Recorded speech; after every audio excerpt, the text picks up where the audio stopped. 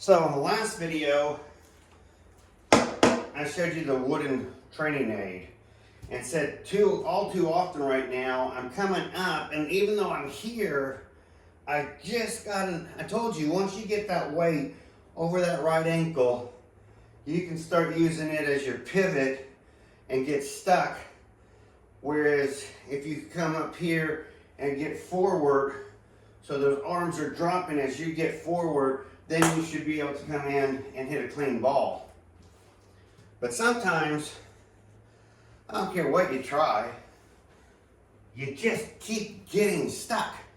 And it could go on not for an hour, a day, a week. You might get it stuck in your head for a while and just can't seem to get past that. I need to get my weight more forward onto the pressing of the left leg and be able to come through and hit a clean shot. So if you get stuck and you're frustrated and you feel like you're going to swing harder and try to kill the ball because you're going to force that club to go where you want it and not allow the club to swing freely with your arms like noodles and to feel more forward turn and concentrate on the lower body, I get it. Sometimes we want to just kill the ball because we're tired of it.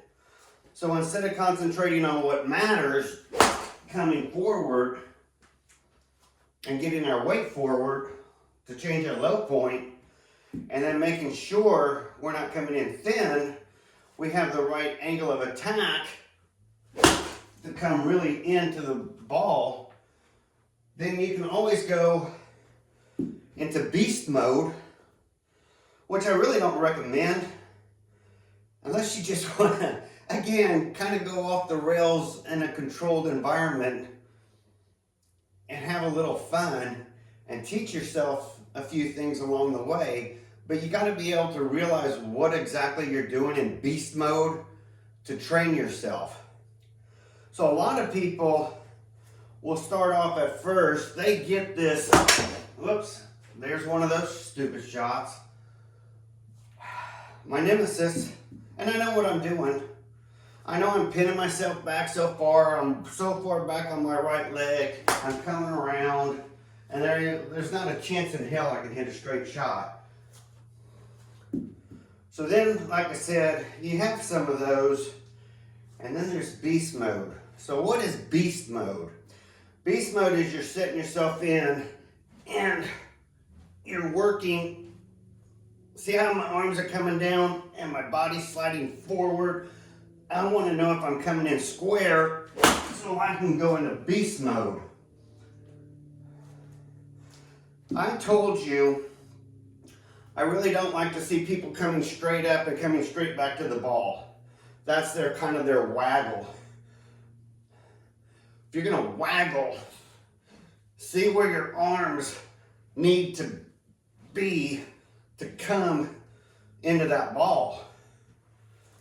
I want to waggle in beast mode where I can see my club literally bending. So beast mode is drumming down. Yeah, that's your square. It's teaching yourself, okay, I'm going to come down and I'm going to kill that ball. I'm tired of hitting thin shots. I'm tired of hitting to left to right. Beast mode is, okay, you want to use arms and feel the arms. We'll feel arms for a while. It'll help your frustrations. It'll make you feel good. You will start swinging and realizing the harder you swing and the more you try this beast mode. See, that last one didn't work. You have got to figure out where I'm coming in. Now, is beast mode practical? Oh Lord, no. Will beast mode teach your upper body your path? Oh yeah. Yeah, you'll start, like those are going a little left. 5 iron, by the way. not a 9-iron, 5-iron. So you can start seeing, you start swinging for the fences and go in that beast mode. You're using your upper body. But when you go back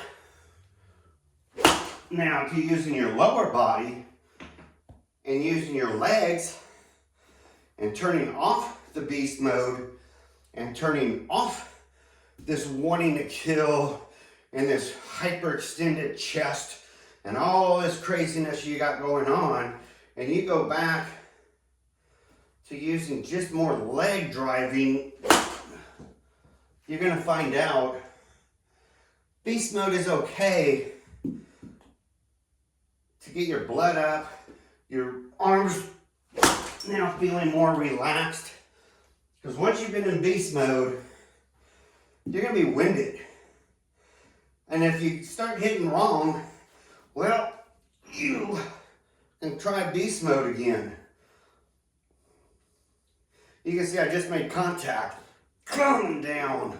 So am I throwing my hands down here and turning? No, that's what causes them to go right. I get stuck back here. So if I want to go right around a tree, I just get stuck back here and I can probably start taking it right. You want to stay in beast mode and start going straight, you have to learn how you come across that ball and go straight. But if you do this on the course and not in a practice, in fact, that'd be, you do this at the range on a crowded day, I guarantee you, everybody else is backing off and you'll have half the range to yourself and everybody else will be on one little section of the range. Okay, you got room? You got room? Okay, we all got room. We're staying away from that crazy guy down there. But beast mode will show you how you're coming down, getting square here, and flying through that ball. Using a lot of arms and chest.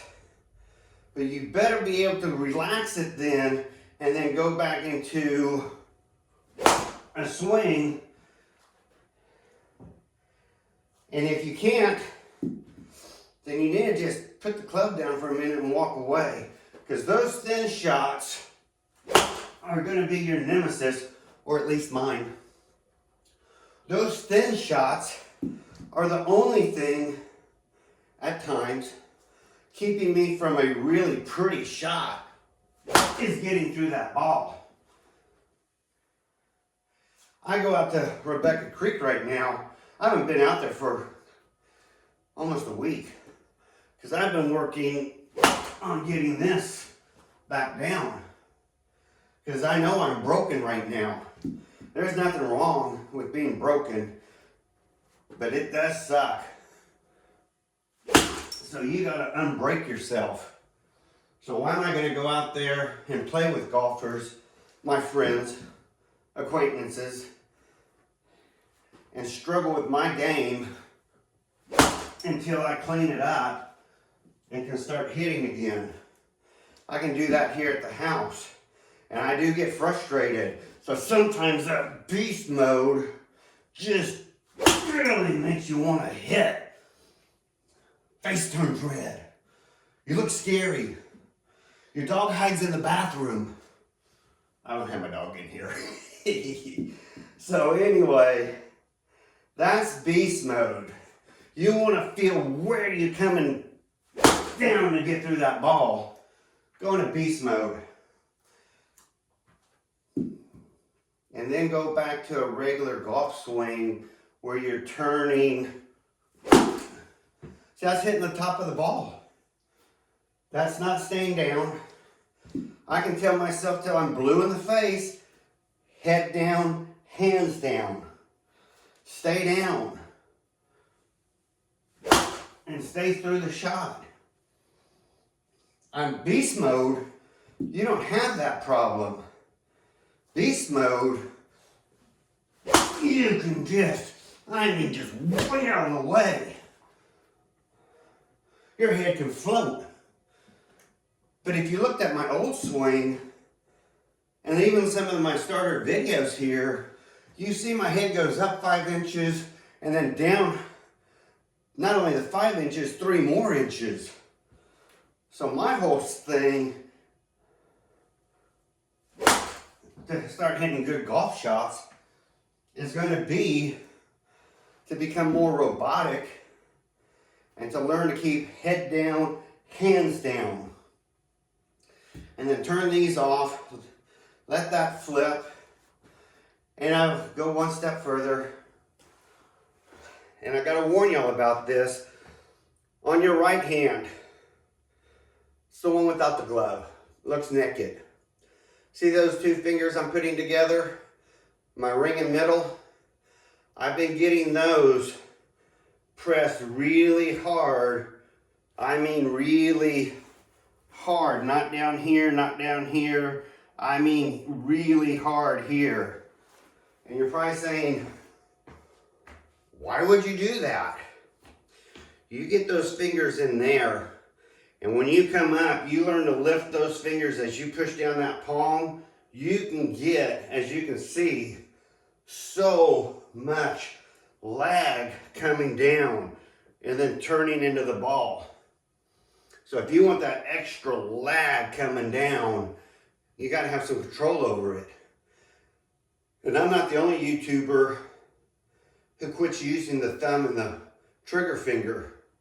You get that locked in so tight and coming down with that thumb, and you can try different positions with that thumb, it hardly matters. You've locked so tight those fingers. But I'll tell you what, the next day you're going to feel like an 80-year-old man with arthritis, and you keep doing that, and then you go to like a wedge where you'd like to do that, maybe an appropriate time to do that, so you can get more touch and feel around the green, so you can get that lag instantly going, and you're just pulling up right here. But you start doing that on wedges, or been doing that on wedges, and then you add that to all your iron shots. There's days I feel like, and Tiger used to do it, you got to start taping these 2 fingers together. They get so hard, they just hurt so much. So I'm not recommending you need that extra lag, especially if you're starting off just working on all of this to begin with. But yes, getting that extra lag coming through, man, that can be fun. You're pulling and pushing and getting that lag to come through. So as your hands come down, it's so stored, you're almost like this. So when you come down and let that club release, you can let it go. Now, I was hoping I was going to get to a point where I didn't have to squeeze so hard, and I could turn these back to noodle, so I didn't hurt my hand all the time. I mean, you're crushing. So I was hoping I could learn this move and come through, and then it doesn't hurt my hand. And maybe I'll get to that point, because I'm a stubborn man. I'm going to keep trying this. And I wake up every day and I feel pain all the way through here. And then if you looked at my other hand with all my calluses, and those aren't blisters, those are calluses so embedded in the palm of my hand, it hurts to hold the club. I play too much golf. I work on this. I do these videos. I'm a little crazy. I live single. And Hannah doesn't have the car keys to get me out of here. I got to get us out of here. So anyway, all I'm saying, if you start working on your swing and you use a few training aids if you need them, don't be embarrassed to build a training aid. Cutting a piece of cardboard and a little slot out of it isn't hard work. And then once you figure that out, you can move back and forth on your mat for different length clubs. Then you start feeling your body out so that you can get the hits you want.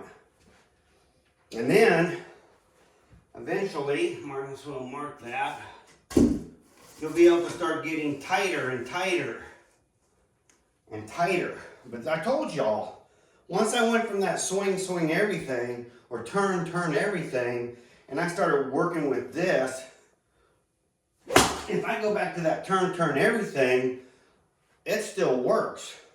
I'll miss that. I'll get some forward shaft lean. And just with the forward shaft lean, I'll get my flight down a little bit. So why am I chasing this whole desire of wanting to really come down and compress that ball? Because for now it's fun. I don't mind learning something about my swing. I don't mind a little pain. But eventually, I'm going to say, you know what, Randall? Cut it. You chased it again, second time. Second time in 3 years, going on 4, to chase compression. Maybe it's time to keep a good swing, come off the ball, hit through, make better contact, and quit chasing this. I'm going to come down and hit so far in front of here with so much. You got to have hand speed and club head speed to compress the ball. Even more if you want to hit stingers. So maybe it's time to go back to just some nice normal distances for me and hit a good shot through the ball. I've already brought my ball flight down. I've already got extra distances. And I even told y'all, when I was out there hitting my 9-iron 150 yards, it wasn't through trying to kill the ball. It was trying to get a better smash factor so that my club released and I got more distance. So maybe I'm going to the extreme right now just because when I learn something, I really want to learn all of it and see how far and crazy I can take it. But maybe I can't be a Brian DeChambeau, who's now going back to adding, instead of straight, a little bit more angle now, because he's realizing, yes, you need some angle to release some club head. But maybe I understand where he's coming from now, because I'm taking the time to emulate it with my swing. And so I don't need a swing to the fences. Maybe from the get, if I would just have been more committed to getting a little bit back and a little bit forward, and maybe at that time adding a little bit of this extra lag by this push-pull motion, maybe I could have saved myself a lot of heartache and headache and not had made so many videos showing you all the crazy things you could do. Beast mode. When you really don't need to. So maybe the secret for me is learning how to make a very clean, repeatable swing. So that's probably where I'm going to end. I keep saying I've ended the series on these videos, but I try to come up with something new. And if I do, I share it with y'all. But maybe at this point, Randall's going to take a couple weeks off. Maybe walk away from golf for a couple days so I don't have to keep this muddled in my head. And then I'm going to work on my own swing and leave y'all with the content that I've made and let you go out and try your own and enjoy. But I think I've covered everything and talked enough to where I can quit for a while and have some fun. Y'all have fun.